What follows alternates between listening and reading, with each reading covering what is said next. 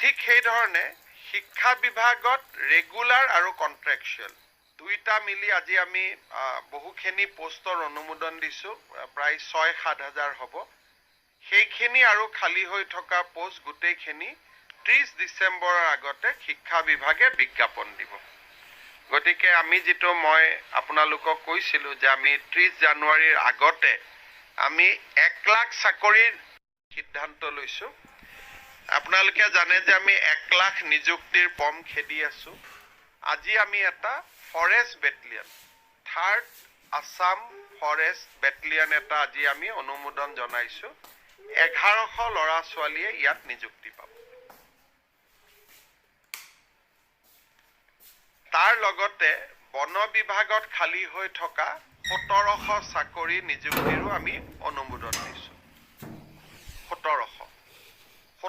আৰু 1100 যোগ কৰি দিব 1100 দি এটা নতুন বেটেলিয়ন হ'ব বেটেলিয়নটো লখিমপুৰত হ'ব 1700 আদাৰৱাইজ খালী হৈ থকা পদ নতুন পদো সৃষ্টি কৰিছো পুৰণা পদ ফিলাপৰো আমি অনুমোদন জনাইছো